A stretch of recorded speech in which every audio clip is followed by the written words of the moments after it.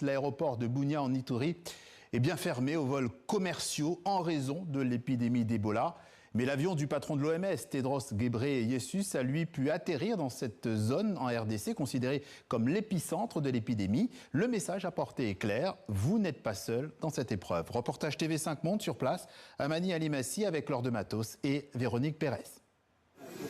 Tedros Ghebreyesus, au plus près de celles et ceux que l'épidémie d'Ebola menace quotidiennement.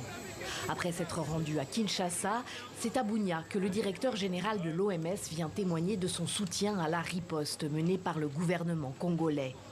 Bunia, capitale de l'Ituri dans l'est de la RDC, épicentre de l'épidémie, officiellement déclarée il y a 15 jours. Selon les autorités congolaises, plus de 1000 cas suspects ont été recensés, plus de 220 cas confirmés. L'Africa CDC, l'agence sanitaire de l'Union africaine, comptabilise, elle, 246 décès dus à Ebola dans tout le pays.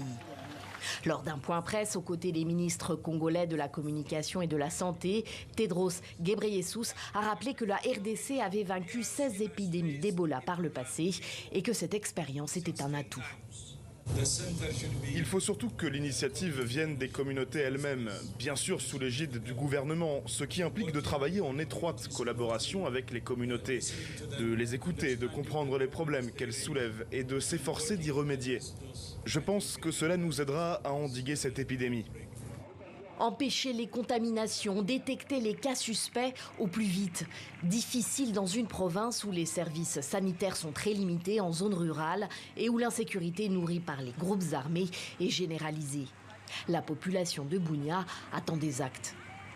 Ce que nous ne voulons pas avoir est que cette visite puisse être une visite de tourisme, parce que ce que nous voulons, c'est la solution et d'apporter une solution à cette population qui meurt de jour au jour avec l'épidémie Ebola.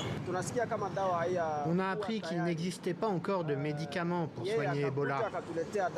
Alors s'il arrive avec des médicaments, ce serait vraiment une bonne chose, car l'épidémie va s'éteindre si on a le médicament qu'il faut. Il n'y a pour l'instant ni traitement ni vaccin contre la souche du virus responsable de cette 17e épidémie. Il faut donc que la population joue le jeu de la prévention pour freiner sa propagation. Et l'ignorance ou le déni sont encore très présents dans les zones menacées. Plusieurs incidents dans des structures de santé ont eu lieu la semaine dernière, comme ici à Rwampara, dans la périphérie de Bunia, où des tentes qui abritaient des malades ont été incendiées. Des bâtiments en dur vont bientôt les remplacer.